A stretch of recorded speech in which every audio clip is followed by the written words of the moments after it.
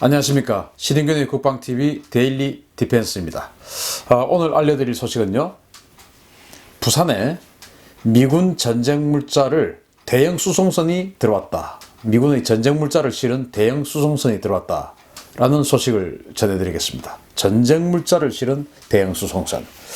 자, 그 소식에 들어가기 전에 제가 오늘은 좀 자랑 하나 하고 시작하겠습니다. 팬이 선물을 주셨어요. 선물을 보내왔는데 초콜릿입니다. 미제 초콜릿인데 한번 보여드릴까요? 도널드 트럼프 대통령 그 얼굴이 새겨진 초콜릿이고요. 뒷면을 보면, 뒷면을 보십시오. 도널드 트럼프 45대 대통령, 이렇게 해서 트럼프 대통령 기념 초콜릿인가 봅니다. 이거 이제 보니까 크리스피 밀크 초콜릿, 그래서 아주 맛있는 초콜릿 같은데, 여하튼 이 트럼프 대통령 저희들에게 요즘 많은 기대를 갖게끔 해주는데, 이 형님 자꾸 기대만 갖게 하지 말고 뭔가 좀 실적도 있었으면 좋겠습니다. 잘 먹겠습니다. 자, 부산에 미군의 전쟁물자 대형 수송선이 들어왔습니다. 어떤 내용이냐? 부산항에 여러 부두가 있는데 그 중에서 제8부두가 있습니다. 8부두는 바로 주한미군 전용 부두입니다. 여기 보이는 이 사람이 이번에 지난달에 새로 주한미군 사령관에 임명된 로버트 B. 에이브람스 대장입니다. 그 지난번 그 직전 주한미군 사령관이었던 브룩스 사령관 같은 경우는 대단히 정치적인, 정무적인 감각이 뛰어난 그런 군인이었어요. 그런데 이 에이브람스 장군은 자기 아버지가 지금 현재 미 육군이 쓰고 있는 그 M1 탱크, M1 전차의 이름을 에이브람스라고 지었을 정도로 완전히 군인 집안이고 아주 저돌적이고 전형적인 무골이다, 이렇게 평가받는 그런 분입니다. 자, 이분이 이제 그 주한미군 사령관에 임명이 되고 나서 이제 한국에 왔으니까 한국에는 동맹국인 그 한국군들을 이렇게 이제 한 번씩 둘러봐야 되겠죠. 그래서 부산에 있는 해군작전사령부를 방문을 했습니다. 순시를 왔겠죠. 방문을 해서 해군작전사령부를 둘러보고 바로 그 해군작전사령부 뒤편에 있는 미군 소속의 이 8부두를 갔나 봅니다. 그래서 주한미군 홈페이지에 보니까 사진이 별다른 설명 없이 사진이 2장이 올라와 있던데, 이렇게 제가 이 사진을 봤어요. 보니까 어디서 많이 본 사람 같아요. 보니까 이제 에이브람스 장군입니다. 주한미군 사령관이 왔는데 그 뒤에 보니까 무슨 트럭 같은 게 있어요. 그래서 이게 어떤 배 내부로 보입니다. 그래서 다시 이제 옆에 있는 사진을 보니까 또 에이브람스 장군이 여기서 지금 사진을 찍었습니다. 여기서. 그리고는 여기에 USNS 찰턴이라고 되어 있습니다. 그래서 이 USNS라는 것은 미 해군은 USS인데 미 해군에 어떤 도움을 주고 있는, 미 해군과 계약을 한 이를테면 그런 그 세력이에요. 그래서 미 해군이 운영하는 찰턴이라는 배예요. 이 찰턴이라는 배가 어떤 배냐, 제가 또 조사를 해서 여러분들께 알려드립니다. 이 찰턴은 어떤 배냐? 크기는 무려 길이가 289m, 폭은 32m, 항공모만 하죠. 만재 배수량은, 그러니까 그 짐을 가득 실었을 때의 무게는 62,900톤. 그리고 탑재 장비는, 여기는 수송선입니다. 수송선인데 이 탑재 장비가 탱크, 장갑차, 트럭 이런 것들 합해서 한 900대 이상을 수송할 수 있는 수송선입니다. 제가 지난번에 전시작전 통제권 특집, 전작권 특집을 하면서 제1편으로 미군이 한국에게 해주는 가장 최강의 서비스, 바로 사전 배치 전단 이야기를 해드렸지 않습니까? 그 지금도 보니까 조회수가 크게 많지 않던데, 우리 그 시청자 여러분들께서 지금이라도 그 사전 배치 전단 검색을 하셔가지고 좀 뒤에 있습니다. 그걸 보시면 미군이 전시에 우리를 위해서 얼마나 대단한 준비를 하고 있느냐를 아실 수가 있어요. 그거 한번 보십시오. 아무튼 이 사전 배치선이에요. 사전 배치선. 한 개 기갑 여단을 중무장시킬 수 있는 그런 배입니다. 이 배가 지금 부산항에 들어와 있고 주한미군 사령관인 이 포스타가 이 배를 순시하러 간 겁니다. 그래서 이 배에 뭐 물자를 보러 갔는지 아니면은 뭐 뭘 보러 갔는지 모르겠지만 어쨌든 주한미군 사령관인 이 포스타 에이브람스 대장이 이 배를 순시하러 갔다라는 것은 이 배의 의미가 대단히 중요하다라는 그런 방증이 되겠죠. 자, 그런데 이 찰트는 AIS 즉 국제 선박 식별부호 AIS를 끄고 들어왔어요. 자기의 위치 정보를 계속送신을 하고 있어야 되는 이 AIS를 끄고 왔습니다. 왜 이 AIS를 켜야 되냐면은 혹시나 불의의 사고를 당해서 침몰한다든지 뭐 그렇게 되면은 그 배가 어디에 있는지를 빨리 찾아야 되지 않겠습니까? 그래서 항상 모든 선박들은 항해를 할 때 이 AIS 즉 자기의 신분과 자기의 위치를 송신을 하는 이 송신을 계속 해야 됩니다. 그런데 어제자로 제가 이 AIS 시스템을 검색을 해보니까 이 차트는 이렇게 나와 있어요. 2018년 9월 30일부터 사이판에 앵커링, 즉 사이판에 정박하고 있다 라고 나와 있습니다. 공식적으로는 사이판에 정박하고 있다 라고 나와 있는데 실제로는 우리 부산에 들어와 있습니다.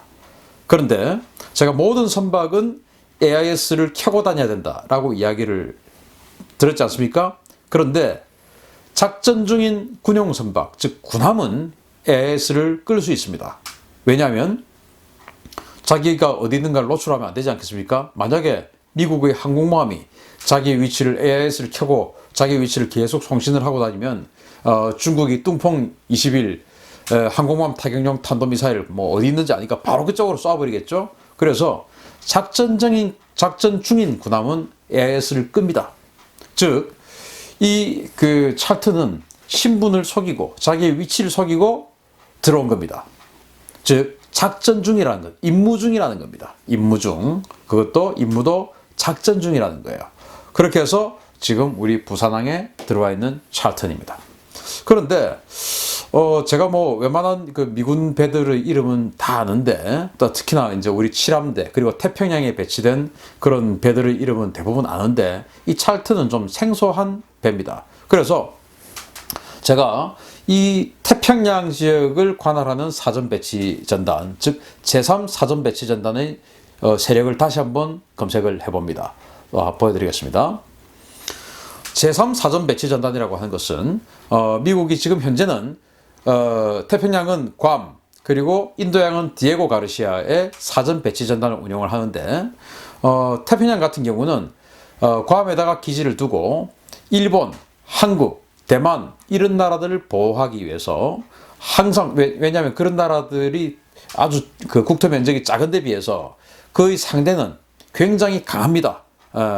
그 일본은 과거 냉전 시대 때 소련이 일본 혼슈 그리고 홋카이도 이런 데 상륙해서 일본을 이제 그 정복할 수 있었기 때문에 굉장히 강한 상대였죠. 그리고 우리 한국 같은 경우는 북한 그리고 그 뒤에 중국과 러시아가 있으니까 또 한국은 이 휴전선에서부터 서울까지가 불과 40km밖에 안 되기 때문에 여차하면 뭐 전쟁이 지는 것이죠. 그래서 한국 그리고 대만의 상대는 뭐 지금 G2로 미국과 경쟁하고 있는 중국이기 때문에 굉장히 강하죠. 그래서 중국군이 대만 해협을 건너서 대만섬에 상륙하면 뭐 전쟁 끝나는 겁니다. 그래서 이런 나라들을 위해서 언제 본토에서 정원군이 들어와서 뭐 태평양을 건너와서 항구에 내리고 하겠습니까? 그래서 괌에다가 방금 보여드렸던 그 찰튼 같은 그런 배 이렇게 6척을 갖다 놓고 이 6척에다가는 탄약 그리고 아까 같은 그런 기갑 장비 이런 모든 것들을 다 실어서 한 개 해병 원정군 그러니까 한 4-5개, 5개 이상의 기갑여단이 완전 풀 무장할 수 있는 장비를 싣고 괌에서부터 오키나와까지 계속 항해만 하고 있습니다. 태풍이 불면 안 부는 쪽으로 이동했다가 또 이쪽으로 왔다가 이렇게 해가지고 계속 1년 12달 항해만 하고 있어요. 그래서 한국에 위기 상황이 생길 것 같다. 북한의 지형조가 좀 이상하다. 그래서 한국 쪽으로 쫙 모였다가 뭐 북한 이제 해제됐다. 그럼 또 다시 풀려서 밑으로 내려갔다가 이렇게 해서 정말로 북한이 뭔가 이번에는 전쟁을 할 수도 있을 것 같다. 그러면 부산항 뭐 이런 식으로 쫙 들어와가지고 물자를 쫙 내리고 경부선 철도로 바로 그냥 연천, 파주, 철원 쪽으로 올려보내죠. 그렇게 하는 게 이제 그래서 바로 전쟁 시작과 동시에 한 5개 기갑 여단 정도를 전방에 투입시킬 수 있는 그런 준비를 해놓고 있는 게 미군이고 그런 수단이 바로 이 사전 배치 전단입니다. 그런데 태평양을 관할하는 제3 사전 배치 전단에 아까 보여드렸던 그 찰턴이라는 배는 없었어요. 그래서 지금 있는 이 태평양의 사전 배치 전단은 지금 현재까지는 이렇게 6대가 있었습니다. 바로 잭 루머스 그리고 비롯해서 이렇게 6대가 있는데 이런 것들이 이제 어떤 배들은 공군 탄약, 어떤 배들은 해병대 탄약, 그리고 나머지 배들은 주로 해병대의 기갑 장비들 탁 싣고 언제든지 전쟁을 할 수 있도록 이렇게 대기를 하고 있었는데 그 중에서 이 필릴라우 이 배가 아까 보여드렸던 그 찰턴하고 동급의 배예요. 제일 크죠. 그런데 이거하고 이 필릴라우하고 찰턴이 교대를 했는지 아니면 디에고 가르시아에 있던 인도양 소속의 배가 여기 와서 증원을 왔는지 그건 지금 좀 확인을 더 해봐야 되겠는데 어쨌든 이런 그 전시에 들어오든지 아니면 키 리졸브 훈련을 할 때 들어와서 빨리 전쟁 물자를 얼마 만에 내릴 수 있느냐 하는 것을 시뮬레이션 해보는 그런 훈련을 할 때 들어오는 배인데 이게 지금 그런 한미연합 대규모 훈련도 안 하는 그런 상황에서 들어왔다. 뭔가 좀 이상하죠. 자, 그러면 이제 이런 그 찰턴 같은 배가 어떻게 들어오냐? 바로 여기 광양, 진해, 부산, 포항 이런 데다가 아까 제가 말씀드렸듯이 전쟁이 발생하면 바로 그냥 항해를 하고 있던 1년 12달 오직 이 장비만 싣고 바다를 항해를 하고 있던 이 배들이 쫙 들어와 가지고 물자를 바로 내려버립니다. 그러면은 이제 부산항이나 뭐 바닷가에 사시는 분들 아마 가보셨을 거예요. 부두에서부터 다 기차역까지 전부 도로 위에 기차 레일이 다 깔려 있습니다. 평소에는 쓰지 않죠. 한 번도 그거 쓰는 거 못 보셨을 거예요. 저도 못 봤으니까요. 그 철도 레일을 다 봤는데 한 번도 그 레일 위를 탱크를 실은 기차가 지나가는 건 본 적이 없습니다. 그러나 언제 전쟁이 발생할지 모르기 때문에 우리나라는 광양, 진해, 부산, 뭐 포항, 울산 이런데 그 미군이 들어올 수 있게끔 해서 거기서부터 바로 기차로 수송할 수 있게끔 다 철도가 연결되어 있습니다. 그렇게 해서 전방으로 쫙 보내고 병력들은 바로 이렇게 C-27 수송기를 타고 대구나 오산 비행장 이런 데로 들어와서 이 사전 배치 전단을 타고 들어온 그래서 기차로 수송되는 이 장비들을 바로 그냥 현장에서 탑승하고 전투를 하는 것이죠. 정말 미국이 이 한미동맹에 의거해서 또 전시작전 통제권을 자기네들이 수행하는 어떤 그 사령관국으로서 정말 대단한 어떤 그 전쟁 준비를 하고 있는 겁니다.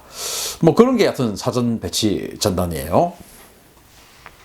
그런데 왜 이 찰턴이라고 하는 사전 배치 전단 중에서도 가장 큰 규모의 이 대형 수송선이 무려 900대 정도의 각종 기갑 장비들 한 개 기갑 여단을 완전히 풀 무장시킬 수 있는 그런 기갑 장비들이 탑재되어 있을 것으로 판단되는 뭐 제가 들어가 보진 않았으니까 이 배가 왜 AIS를 끄고 즉 은밀하게 왜 부산에 들어왔을까 이게 저는 참 궁금합니다. 그런데 제가 이 그 신인균의 국방 TV를 통해서 데일리 디펜스 그리고 이제 하나의 사안을 심층적으로 분석하는 심층 분석 이런 코너를 통해서 최근에 며칠 동안 계속 보여드렸던 내용들이 있죠. 하와이의 25사단 즉 한국에 전쟁이 발생하면 미 육군으로서는 가장 먼저 들어올 신속 대응 부대 스트라이크 부대들인 25사단의 훈련장에 후세인을 체포했던 그 레인저 연대들이 가서 25사단에 가서 훈련을 하고 있다 라는 그런 소식을 또 전해드렸었고 그리고 또 어제 같은 경우는 뭘 또 보여드렸죠? 바로 우리 그 미국에서 안정화 작전, 즉 전쟁이 끝나고 거기에서 현지에 있는 군인들을 훈련시켜서 다시 이제2전법이죠. 그 군인들로 하여금 반군을 제압하게 만드는 그런 안정화 작전의 군사 고문단을 미국이 지금 한 300개 가까운 팀을 만들고 있다. 그런데 그 중에서 한 부대가 바로 주한미군이었던 과거 주한미군 1971년도까지 주한미군이었던 제7보병사단을 모체로 그것을 만들고 있더라 라는 것을 또 알려드렸죠. 이런 여러 가지들을 조합해보면 뭔가 이게 큰 그림이 그려지는 게 아니냐. 그래서 혹시 지금 이번 G20 회의에서도 중국이 미국에게 거의 무역 전쟁에서 완전히 거의 항복한 거나 마찬가지죠. 그래서 많은 언론들이 90일 동안 휴전했다 그러는데 저는 휴전이 아니고 확전을 하지 않기로 했다. 왜? 추가 관세를 안 때리기로 했으니까. 그 정도로 중국이 지금 허덕허덕하고 있습니다. 그래서 그렇게 추가 관세를 안 때려주는 조건으로 아마도 북한에 대한 강력한 압박을 같이 해주기로 했나 봅니다. 나온 뉴스를 보면 그래요. 그래서 그러한 것들이 제대로 작동이 됐을 때, 또는 제대로 됐을 때 북한이 그것을 견디지 못하고 어떤 다른 방향으로 뛰쳐나왔을 때, 또는 그런 상황에서 정말로 미국이 군사작전을 시행해야 된다고 판단했을 때 즉각적으로 전력을 투사할 수 있는 이런 준비를 다 해놓고 있는 것이 아니냐. 마치 작년 이맘때 바로 미국의 선제 타격, 레짐 체인지, 이런 이야기가 계속 나왔을 때 그때도 사전 배치선이 들어오고 했었어요. 그때처럼 그런 분위기로 지금 가고 있는 것은 아니냐 하는 그런 우려를 좀 해보면서요. 그때와 지금이 다른 것은 뭐냐? 그때는 비질런트 에이스, 그래서 한미연합 공군훈련을 사상 최대 규모로 하는 등 한국과 미국이, 즉 미국의 옆에는 항상 한국이 옆에서 이 보조를 맞추면서 북한을 압박하는 그런 군사행동을 취해왔었습니다. 그러나 지금은 이렇게 한국의 그때와 비슷하게 전쟁 물자가 들어오는 듯하고 이렇게 하지만 미국의 옆에는 우리 한국은 지금 훈련하지 않아요. 그 옆에는 일본이 있다. 일본이. 그래서 우리를 대신해서 또는 우리를 빼고 일본을 그 자리에 넣어서 북한에 대한 군사적 조치를 취할 수 있는 그런 준비를 하고 있는 것이 아니냐. 이런 상황에서 만약에 북한의 급변 사태가 발생하기로 한다면 우리의 지분이 과연 우리가 얼만큼의 지분을 요구할 수 있는 자격이 있느냐, 그런 것도 좀 사실은 걱정이 됩니다. 그래서 정말 모든 가능성에 가능성을 두고 우리가 급변 사태, 또 미국의 군사작전 이런 것을 할 때도 우리가 정말로 한반도를 이 대한민국의 이름으로 통일할 수 있는 그런 자격을 갖추기 위해서는 그런 어떠한 가능성에도 우리가 다 발을 담그고 있을 필요가 있지 않은가. 그래서 한미연합훈련 저는 반드시 해야 된다고 생각합니다.